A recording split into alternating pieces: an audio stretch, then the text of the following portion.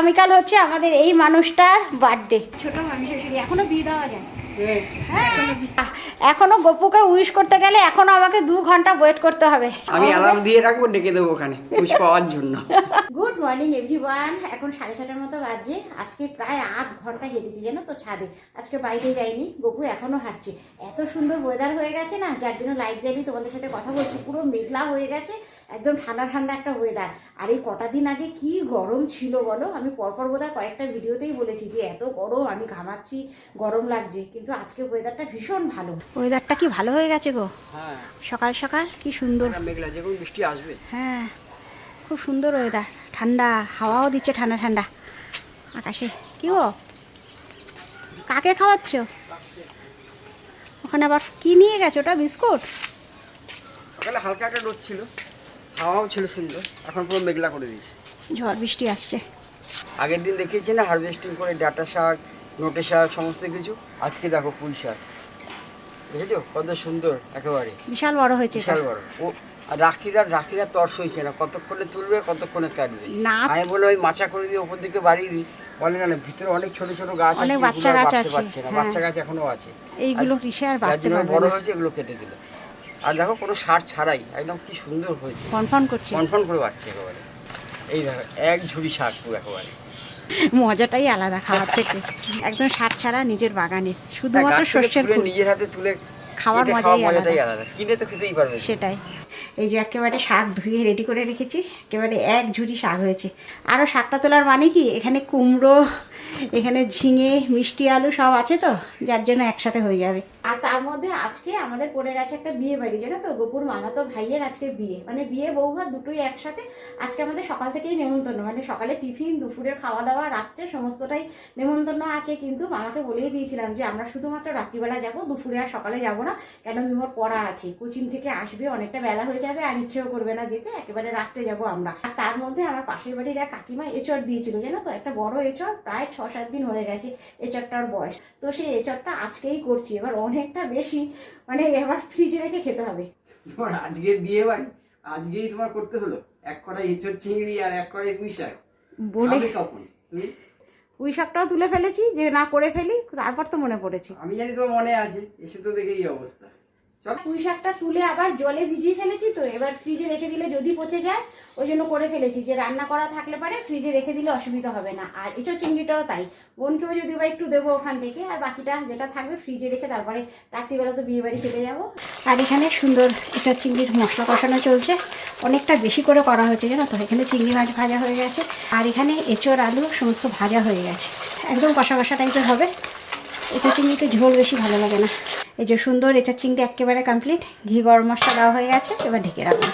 আর এখানে সকালবেলা যে ছাদ থেকে তুললাম আমার গাছের পুঁই শাক, তাই দিয়ে পুঁই চচ্চড়ি হচ্ছে। আর এই গরমে আমাদের জন্য তো একদিনও কাঁচা আমের শরবত খাওয়া হয়নি, আজকে বসিয়ে দিয়েছি। একেবারে আম সেদ্ধ হয়ে এলে পরে ঠান্ডা হলে এটা ফ্রিজে ঢোকাবো, তারপর রাত্রিবেলা একটু গন্ধ লেবু, বিট্টুর আর চিনি দিয়ে খাওয়া হবে। এই গরমে এত আরাম লাগে না এটা খেতে। আয় শোনাই, খেতে আসো। এখন ওই 6:30টার মতো বাজছে, একেবারে সন্ধে দিয়ে নেমে এসেছি। আর দুপুরবেলা যে আমটা সেদ্ধ করে রেখেছিলাম সেটা এখন শরবত করে সবাইকে একটু দেবো, আমিও খাবো, তারপরে তৈরি হব বিয়েবাড়ির জন্য। ঠান্ডা ঠান্ডা কাঁচা আমের শরবত এই গরমে। নেই ডোডো, আর একজন তো খালি গায়ে এত গরমে। মোটামুটি শাড়ি ঠাড়ি পরা হয়ে গেছে, বিয়েবাড়ির সাজ মোটামুটি রেডি। আর এই সময় তো জুঁই মালাটা বেশ ভালো লাগে, জুঁইয়ের গন্ধটা। গপু একটা মালা নিয়ে এসছে, একা দিতে পারবো না, এখন গপুর হেল্প চাই। একটা খোপা মতো করেছি ফলস চুল দিয়ে, গপুকে বললাম একটু তলা দিয়ে দাও। মোটামুটি সমস্তই রেডি, একটু গলায় কিছু একটা পরবো আর কানে নিচ থেকে এইভাবে তুলে দাও। একা পারছি না পেছনটাই করতে। এই শাড়িটার বয়সও অনেক বছর হয়ে গেছে, এখন বেশি পরা হয় না তো, যার জন্য মনে হয় যেন এখনও নতুন। পার্সি কাজ করা একটা জর্জেট, সেই বড় বাজার থেকে কেনা। দিয়েছো যেভাবে বলেছি? ও এনো কাটা। না তুমি পারবে দিতে, কি জানি, দেখো আবার একটু ভালো করে বুঝে দাও যেন না খুলে। হ্যাঁ সবাই মোটামুটি রেডি, আমার ডোডো একটু বাকি। হ্যাঁ কোনটা? এই যে সুন্দর একেবারে তৈরি হয়ে নিয়েছি। কালো শাড়ি তো, একটা পালসের সেট পরেছি সেই কারণে, একদম রেডি। কানের দুল, আর আমাদের গফু পরেছে পায়জামা পাঞ্জাবি, কারণ এগুলো পরা হয় না। আর গরমের বিয়ে বাড়ি তো, সেই কারণে ওকে পাঞ্জাবি পরতে বলেছি। এবার একটা ছবি তুলে দে না। হ্যাঁ তৈরি হয়ে একটা ছবি তুলবো, তারপরে বেরোবো। কেন আসার পর মেকআপ আর থাকে না, কিছুই মেকআপ করিনি, একদম হালকা মেকআপ। গরমকাল, ঘামিয়ে যাব। কে দেবে তুমি? একটা বাবিটার আমার ছবি তুলে দাও বাবা। আমাদের সবাই বেরিয়ে গেছে, লাস্ট আমি একেবারে দরজা ফরজা আটকে বেরোচ্ছি। একটা বিড়াল আছে জানো তো, দরজা যদি খুলে যায় না আমার বসার ঘরে, সমস্ত কিছু ওলট পালট করে বেরিয়ে যায়। নিচের গেটে গোপু নেট লাগিয়েছে জানো তো, তারপরেও ফাঁকা দিয়ে ঢুকে যায়। আমাদের বাড়ি থেকে খুব বেশি রাস্তা না, মোটামুটি 1 কিলোমিটারের মধ্যে। তাও আমরা বড় গাড়িটা নিয়ে এসেছি, কেন কখন ঝড় বৃষ্টি নাবে। ওইটাই তো, হ্যাঁ ওই যে এসেও পড়েছি, সামনে লাইটিং। বাবা এই যে এসেও পড়েছি বলতে বলতে।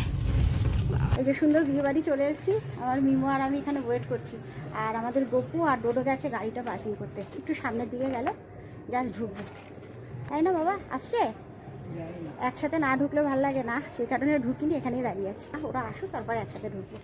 আমি পেছন দিকে তাকিয়ে আছি যে পেছন দিক দিয়ে আসবে, এরা সামনের দিক দিয়ে চলে এসছে। এই যে আমাদের নতুন বউ আর বর, খুব সুন্দর লাগছে। সাজিয়েছে কে? আচ্ছা আচ্ছা, খুব সুন্দর হয়েছে সাজটা। আর ইনি তো আমাদের কে বলো, আগে মনে আছে আগে কি বলতে? মামা শ্বশুর না মামা অসুর, আগে অনেক না রাজি। হচ্ছে আমার ছোট মামা শ্বশুর, খুব ভালো। আমার ছোট মামা শ্বশুর এখনো বিয়ে দেওয়া যায়। কিছু বলিনি, একদম নতুন বউ লাগছে। উল্টো তো তোমাকেও বলবো। হ্যাঁ ওই তুমিও তো মা রে, আমি কি হবে বৌদি না, ও তো বৌদি তো দাদা বৌদি গিয়েছিল। হ্যাঁ আমি নিজে যেতে আলাপ করেছি, নিজে যেতে আলাপ করেছি। নন্দু বলছি কি এই আমার দাদা, এবার ছেলে না তো কিরকম দাদা, আমি বলছি কিরকম দাদা বল, তারপরে আমি বললাম পিস্তু তো দাদা, নিজে নিজেই যেতে আলাপ করেছি। না সবসময় ওটা বাচ্চা তাই না। কটা 10টা বাজে যাচ্ছে, গোপন নিয়ে এসছে এখানে চিকেন পকোড়া। আর কি আছে? চিকেন পকোড়া আছে, আমের শরবত আছে। ও প্রিয়া বলে ফিশ বল আছে না, ফিশ চপ। ও ফিশ চপ। আমের পানাঠানা খাচ্ছি না, চিকেন পকোড়া নিয়ে এই জাস্ট পকোড়াটা খেলাম, এর মধ্যে আমাদের ডিনারে টাক করে গেছে, ও অলরেডি চলে গেছে। আয় নেমে আয়। হ্যাঁ ঠিক আছে।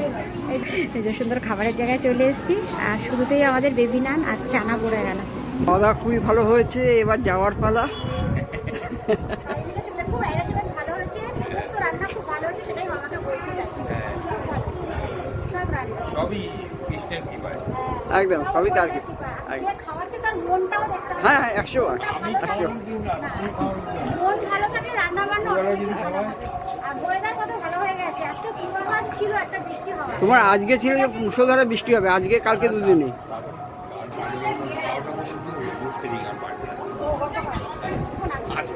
আজকে বিয়েতে বসেছে, সঙ্গে সঙ্গে ওখান দিয়ে বললো যে গতকাল লোডশেডিং হয়ে গেছে, সেই গল্প হচ্ছে। 8 ঘন্টা আছে। আমরা দিয়ে যাক, সব ভালোভাবে মিটে গেছে, এটাই একটা শান্তি। কাজ শেষ হওয়ার 10টা 10 বাজছে, এই জাস্ট আমরা বাড়িতে ঢুকলাম।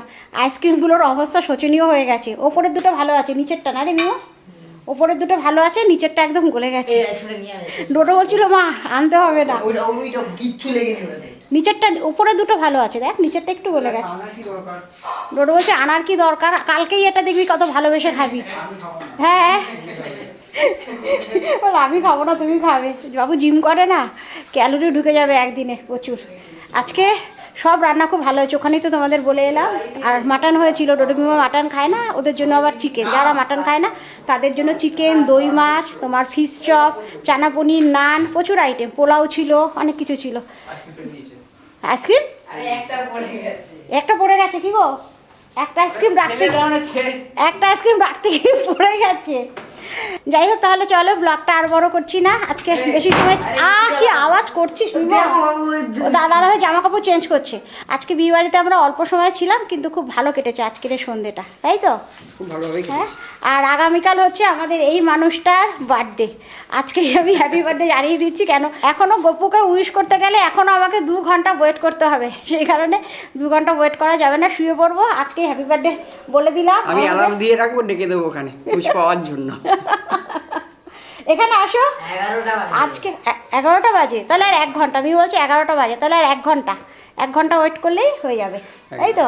আগামী জীবন মানে এখন তো আর কিছু নতুন করে কিছু পাওয়ার নেই গপু, সব কিছুই পেয়ে গেছে, কিন্তু এইভাবে যেন আগামী দিন যেটা আসছে যেন সুস্থভাবে থাকে, হ্যাঁ আমি শারীরিকভাবে, হ্যাঁ সেটাই হ্যাঁ সবথেকে বেশি এটাই ভালো। ভগবানের কাছে চাওয়া, একদম। যাতে শরীরটা সুস্থ থাকে, ঘুরে বেরিয়ে হাসি মজা করে যেন আমরা জীবনটা কাটিয়ে দিতে পারি।